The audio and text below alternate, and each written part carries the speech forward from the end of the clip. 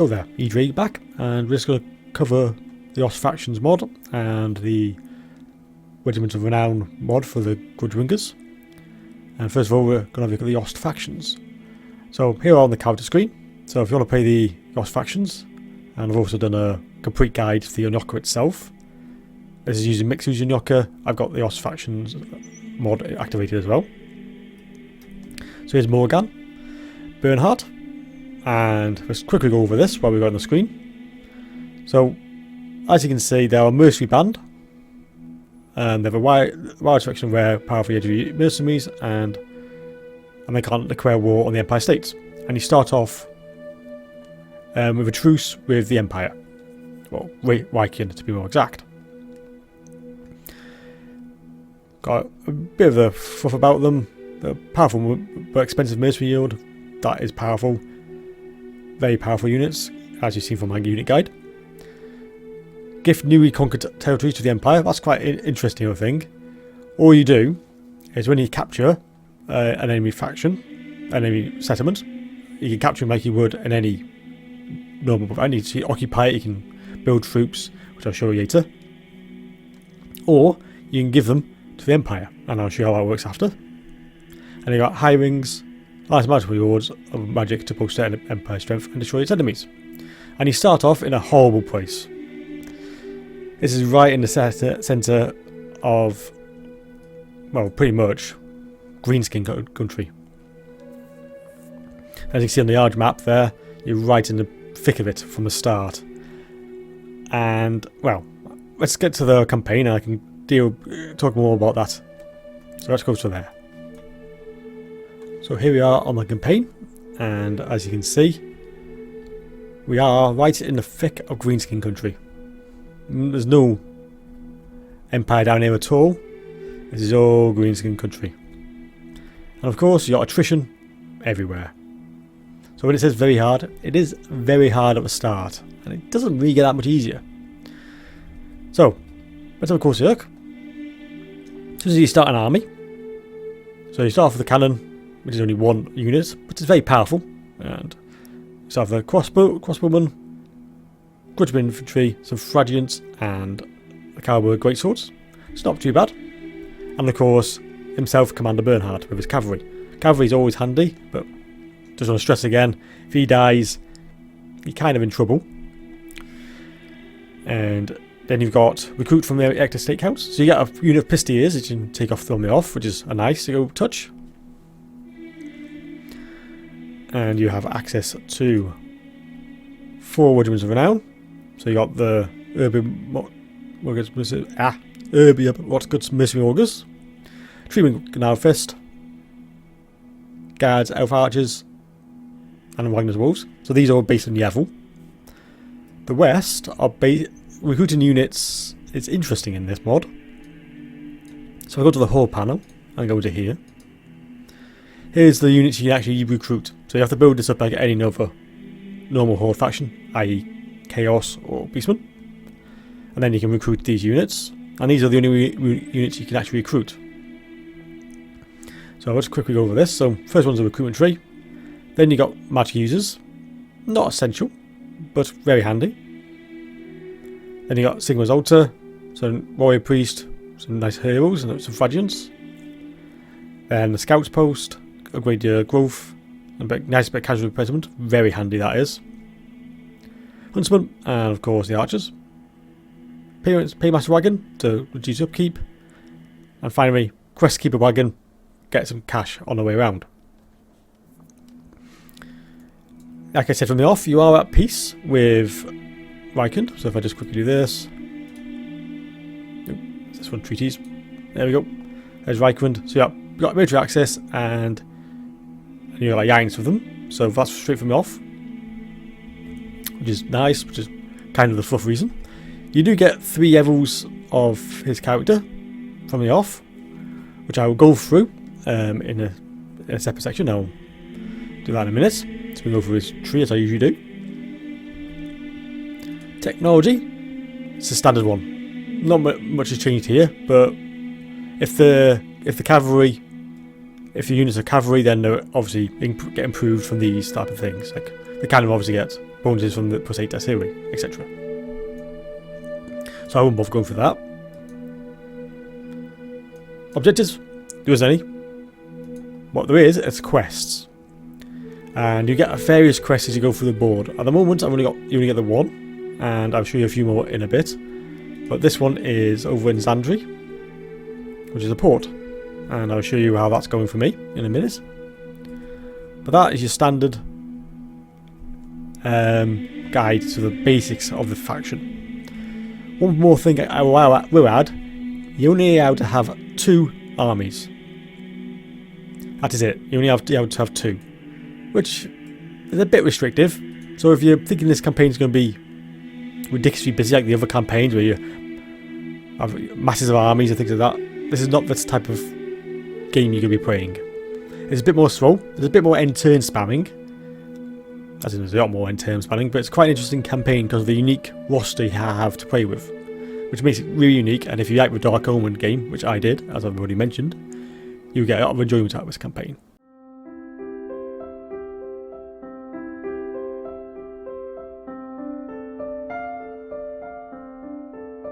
So here we are with Commander Bernhard's skill tree, and as you can see, I'm on level 9. This is a bit through my campaign, which I'll show you in full later. And let's quickly go through the skill tree here. So we've got all the usual ones down the bottom here, and as you can see, I've heavily gone into this to reduce my attrition. All of these are exactly what you expect. This is very handy when you've only got a couple of armies, that's by the way, which I haven't gone down at the moment, which I really should, to be perfectly honest, but never mind. All the usual things, nothing that of interest there, but it does allow you to reduce the overall cost of your warband quite considerably with all these bonuses. Then you got all the usual ones, boosting up your melee defense, pistol corps, speed of force, rally, and things like that. And all the various usual things. So this is a bit more interesting. So at rank 10, which I'm nearly at actually, you can unlock one of these. So depending where you are, you increase your strength against these various factions. So obviously all of them, even the humans. Pretty much the same, but you got equal changes for various factions, like a bit more framing attacks for those. So that gives you all your units framing attack. Very handy. Cool stop. We got his personal stats, which makes him a bit of a, which improves his entire. Remember, it's not just him. It's a stack of 60 models. So this is pretty important if you want your cavalry to be really good in the attack, and actually you can throw them in a bit more carefree. And yes, because obviously, being that's where your hero is, or your Yord. If you're not careful, you will die, which I've mentioned too many times now. So having this really strong is not a bad way to go. So you've got quite a lot of options on this skill tree. Power gun defense, masterpiece armor, and cannon bow. Then on the top, Grudgebringer sword, which from memory serves you get from the start. No, you don't get from the start. Say hi. You're going to unlock that during the campaign, or during the skill tree. Shanty shield, that's rank 10. Banner of Wrath, another rank 10. Banner of Arcane Warding, another availability at 10. Banner of Defiance. So at level 10 you unlock all these abilities. Missile Warning, Immunity to Fire, Imperial Regimental Command. Oh, that's interesting. I have to admit, I'm not exactly sure what it does. That may be to do with the actual Imperial unit recruitment. Maybe. I presume that must maybe get better units. But yeah, something to look at. Shadow of a Horned Rat. So a bit of a nod there to the previous version of the game, of the Dark Omen game. And of course Dark Omen itself. And that is Commander Bernhard's skill tree. So let's have a quick look at Vladimir's skill tree. So this is mainly all magical. There's nothing else to say, but it is pretty much a magical skill tree, and as I mentioned in his unit overview, he has a yard of spells. So all these will you be what you're familiar with. So you got basic abilities, you got ways of revving each one up. Shattering Frost, you can really tailor this mage to exactly what you want. Do you want really high damaging abilities like Storm Strike and Ice Blizzard and Chill Blast, or do you want to go more buffing way? Really gives you good opportunities to go exactly which way you want to go. So I think it's quite a neat little thing. As you can see from my skill tree, this is level 7. I've gone down a bit of a... I've split it slightly. Shattering Frost, which I think is an amazing ability, and Ice Blast, and then a bit more powerful to deal with the enemies a bit better. On the top, he's a mercenary. Wand of Jet.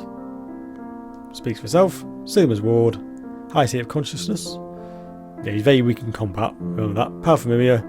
Sublime Focus. Some more yoga buffs to his magic. That's pretty much all his skill tree is. And as you can see, it goes on for quite a while. Dark Omen. Cool Braid, which is quite nice. And Immortality. So when nobody killed in action, he'll only be wounded. So you can always get him back after a turn, I think it is, if he dies. Which is very, very good. So that's Vladimir Stormbringer's skill tree.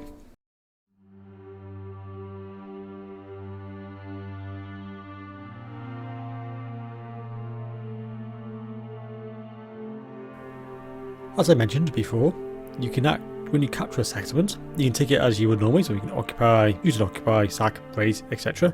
Or you can transfer it to the Empire. So in the mathematical playthrough, I thought I'll just show you this and then I can actually get to the playthrough. So it's transferred to the Empire. And I've gained 1 Regiment of Renown. And press OK. Winter Magic, Burst 8, and all the usual stuff. Nothing much interest in there. But this has now gone to the Empire. So it's Riky faction. And if I go to recruit, I've unlocked another Regiment of Renown, which is there. So before you only have the 3.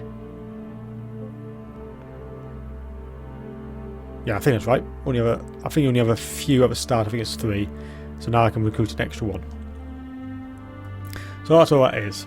You can either start the campaign as you would normally, capture places, and just build it up slowly, or you can hand over key regions to the Empire to look after, and you get a Regiment of Renown and some money.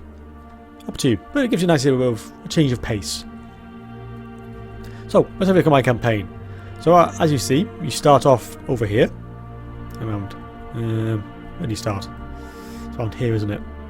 Yes, in that area region. So you get about 3 or 4 quests in the first few turns. I'll show you a couple of them now. So you got Dark Omen. So there's no limit on this one, no time limit, and the Dark Omen is in the Black Pyramid. So you got to take the Black Pyramid. Not an easy task. And the other one is Storm Morgheim, which is here, which is the one I was walking towards. Now, if you remember from my early on in my video, I was looking at the campaign. There was a quest to take Xandri. Now, when you take Xandri, you do get everybody's favourite Ice Mage wizard, Vladimir, and he appears over here somewhere, and you can put him in your army and use him as normal, which of course you just need a skill tree for. So, how's my campaign going? Well, like I said, it's not easy. Your army is ridiculously strong. Like, this is my unit's army at the moment. Got reasonable upkeep on it, and if I click on the horde building panel, I've recruited most of it now. And I'm just about to get to the next stage so I can actually knock some more units or magic users. I don't think I'm going to bother with magic users for now. The simple reason is that, as you've seen, Vladimir is so strong you don't really need it at the moment. So I'm not sure if I would go to Sigmar's Altar or Scout's Post. Or maybe just some extra money. I'm not sure. Probably going to get some archers, to be honest. Because I've only got missile unit. I've only got the Grudgebringer crossbows, which are very good, by the way. Very, very good. And some free company militia. Oh, and I got them some cheap archers as well. So it's not too bad, but I don't know. Anyway. Onwards to Xandri. So we took Xandri. And as you can see, things are about to rebel. I was down here, 1 to show tactical mechanic, and 2 because there was a faction over here really annoying me. It was the one that held this. It was one of the vampire count factions, and it was really annoying. It was just kept kind of raiding me, so I decided to come down and deal with it. So I've just done that. I also showed off tactical campaign mechanic. I took on Gorzan as a bit of a staging post to go and attack Morgheim. And Morgheim is very well defended. It's got a full stack. Well, what's it? 14. Yeah, good enough to be full stack. I think that is actually a full stack. And there is a unit hovering around here. And this is the faction I've just defeated down here. So, yeah. This is going to be a struggle. And I've only got 8 turns to do it. So I probably won't be able to do that unless I hurry. So, yeah. That's an issue. Now, these quests are all optional. You don't have to do them. They do give you units, unsurprisingly, if you complete them and you get a bit of cash. But other than that, you don't have to do these quests. I think the Dark Omen one is something you should always work towards, because 1, you haven't got a limit on it, and 2, I think it's just kind of a fun thing to do. There is another quest chain that leads you this way, which I'm not going to show. You can try it out for yourselves, where you create more units. And other than that, I wouldn't say I think it needs a bit more tweaking personally. I know Shaky Rivers has never ruled out the possibility of these 5 skull campaigns he's created, using his own references. He might come back to it and do some more. I think he does need a bit more, to be honest, for the campaign. I think it's not bad. I love the units. Units are brilliant. And the campaign is enjoyable. It's a very end-term spammy because there's not much to do. But if you just want a chill-out campaign with a bit of a challenge when it comes to the actual battles themselves, and you're not really fussed about doing all the province management, because you can do it, but there's not much need to do it in this one. You can just build up 2 armies quite quickly. Well, not that quickly, and then go on a rampage and go wherever you like in the world, and just do some various quests. That's my only suggestion.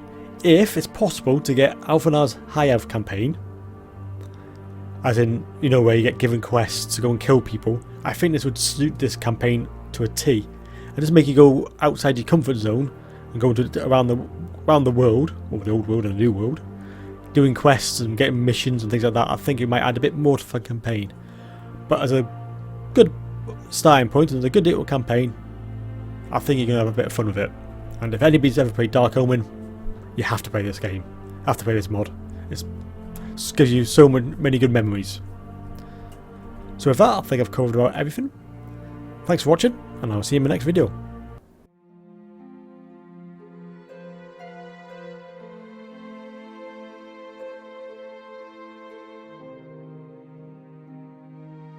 And just as the additional feature, if you just want to use the Regiments of Renown for Dark Omen, so you just use that particular mod, you can recruit these units, which I think I mentioned that you get them from the recruitment pool in here, which is actually wrong.